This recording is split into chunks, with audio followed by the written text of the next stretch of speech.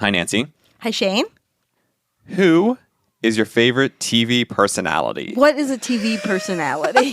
Well, that's a great question. I thought about a better way to phrase this. Essentially, TV shows that have a host.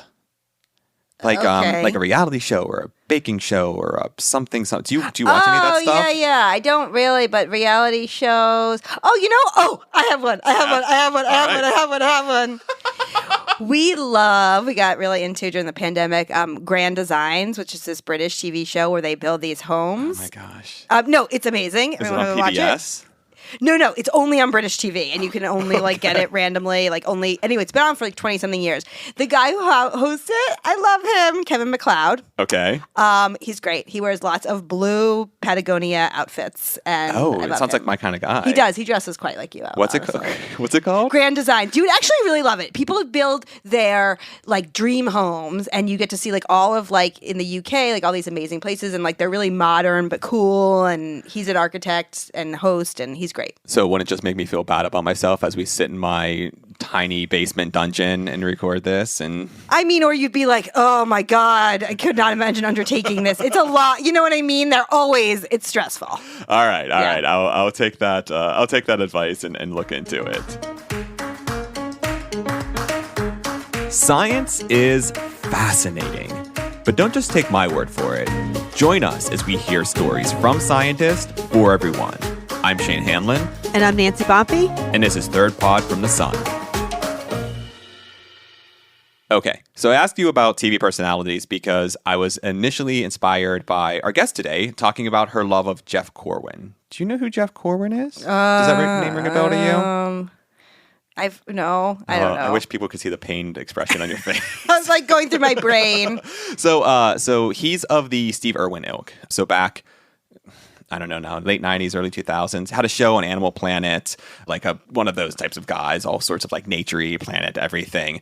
And so the prompt, why I asked you about TV personalities, I was like, this will be a great tie-in to this episode. But beyond him, I realized that our guest today herself is a bit of a personality. She uses TikTok to communicate animal facts, among other things, as well as being a researcher and co-founder of a science nonprofit. Our interviewer was Ashely Hamer.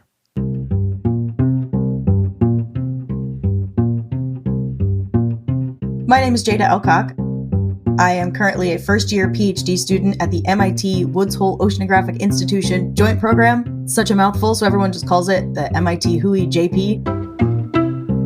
I'm studying biological oceanography, specifically sharks. I'm interested in their movement ecology, habitat use, how are they using their meat? What, if you ever see a stranger on the street and you're just what do they do with their life?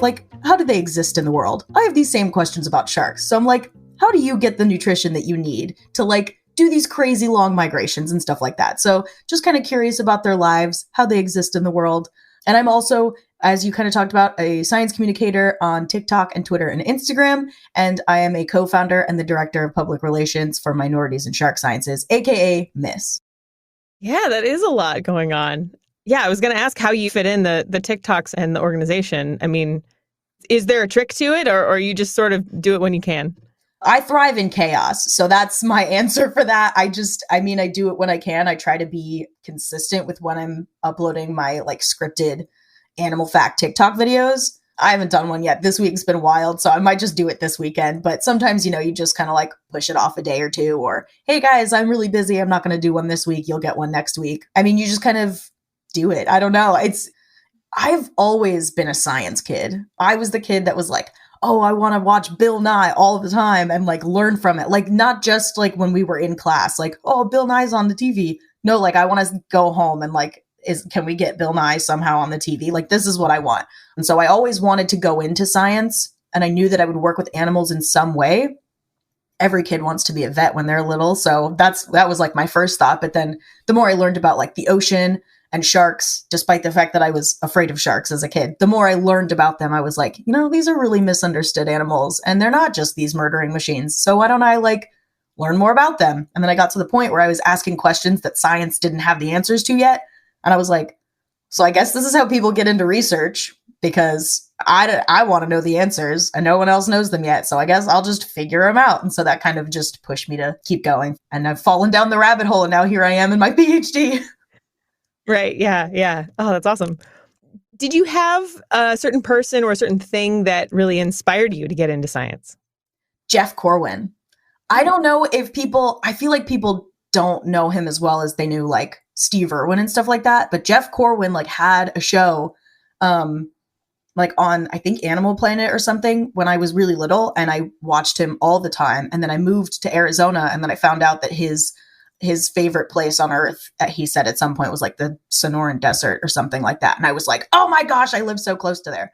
And I was like obsessed with his way of existing and going through and like asking all these questions and just going in the natural world and like finding answers and stuff like that. And I met him once when I was like 8 or 9, and I will literally never forget that day. I bought a stuffed animal that day when I went to that convention, and I met him in person, and I still have it. And it's like my one of my most prized possessions. I'm like, this symbolizes the day that like I met my hero, and he told me that I was brave, and I was like, I'm going to be a scientist. And I was like, I don't know.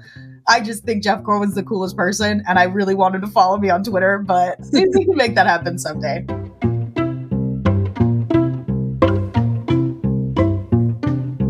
Is there anyone that you would have liked to have seen for inspiration that you didn't see?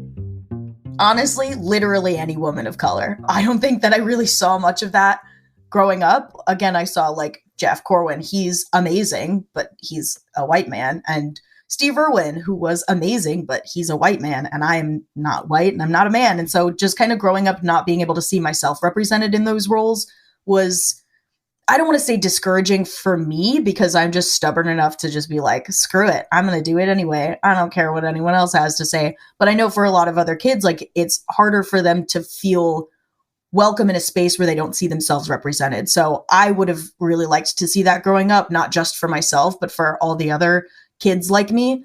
And I'm glad that we're starting to see some of that representation now. And what about any hurdles that you have overcome to be here right now? I mean, are there challenges that you've overcome? Imposter syndrome is a big one. And I know that everyone has it, no matter what field you're in. You always have this thought of like, what if I'm not good enough, or whatever it is. Like, you're doing literally your best, and that's what you can do. People are supporting you. Your parents are proud of you. Like, you just have to kind of you have to be your own hype man, really, and find other people that will be your hype man too. Because I've got friends that are like, girl, why are you upset right now? You're literally doing amazing. And I guess a couple other hurdles is like a little bit of sexism and racism, which I am assuming you're going to encounter in like any field ever. But I've gotten comments like, oh, well, you're a woman. You're not strong enough to like handle a shark. And I was like, bold of you to comment this on a picture of me literally handling a shark. I don't understand. Like, what do you mean? And then people will be like, oh, you want to work in marine science? LOL, but Black people can't swim. And I'm like, okay, well, Black people can do whatever the hell they want to do. And you literally just saw me in the water. So you can go literally anywhere else with your terrible attitude and talk to someone else about it, because I don't want to hear it. I don't have time for your negativity. So that part is just like, I don't even pay attention to it. I just completely block them out. And I'm like, you can say what you want to say, but you sound dumb. So I'm just going to keep doing what I need to do, because I have more important things to think about than you being petty on the internet.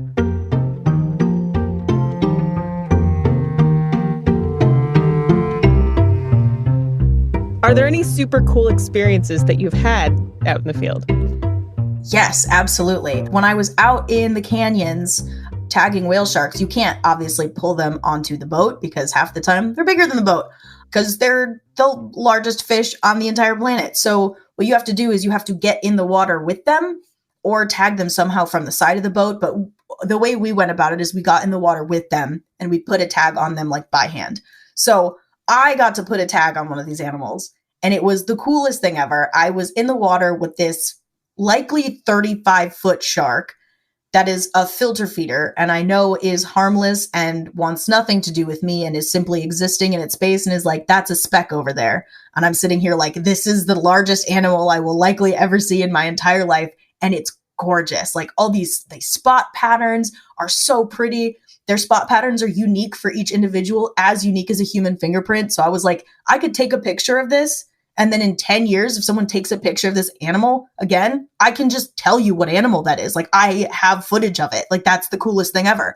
And to just be existing in the water with this gigantic shark that I never thought that I would ever encounter my entire life because I grew up in the desert. I was like, I feel so like at peace and connected with nature, because I feel like we as people feel so disconnected from nature so often because we're like online all the time and we never go outside.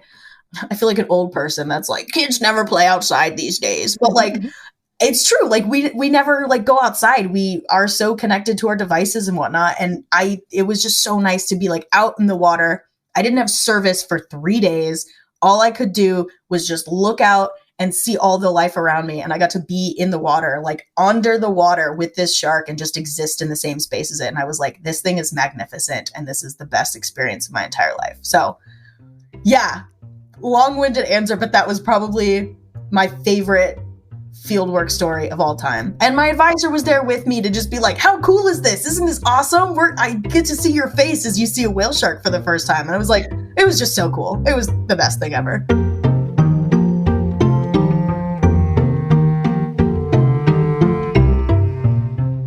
Do you have anything that is like non-science related that's a hobby? Yeah. I'm a fiend for karaoke. Oh. Love it so much.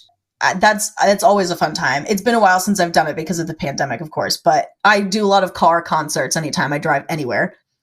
What's your number one karaoke song?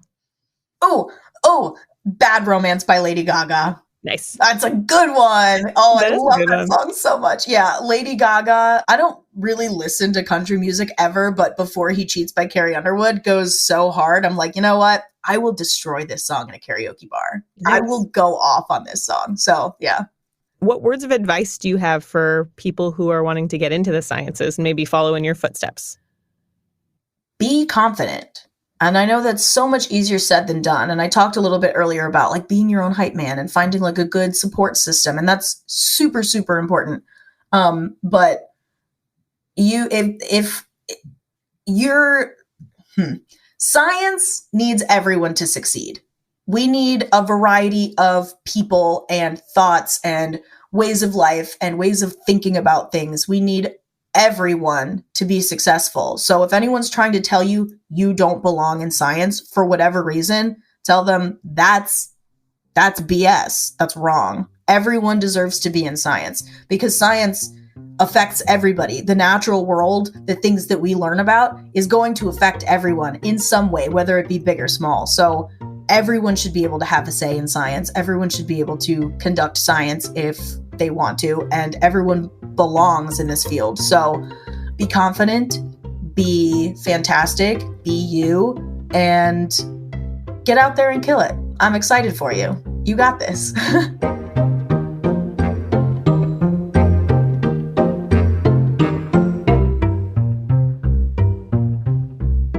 I need Jada to be my hype person. I think I just need a hype person. Why do you need a hype person? Do you not need a hype person? No. I prefer low profile. No. I'm thinking not necessarily like as a marketer, like as a person to hype you up to do something, like to like you can do this. Let's go. like to You get can through do your this. day. I feel like I'm your hype person with this podcast. I'm like, Nancy, come over. We'll record for the podcast. It'll And you'll be buy great. me food. Yeah, exactly. You know, that's what I'm here for. Well, I'm happy you can be here, Nancy. And even though it's unlikely that Jada will be able to be our on-call hype person, I want to thank her for chatting with us.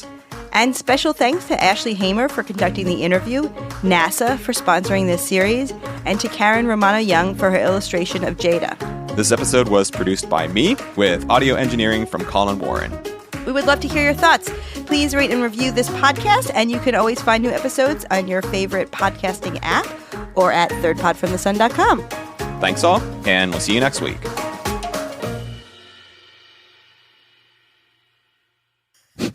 This is my favorite part. Hello, Nancy. All right.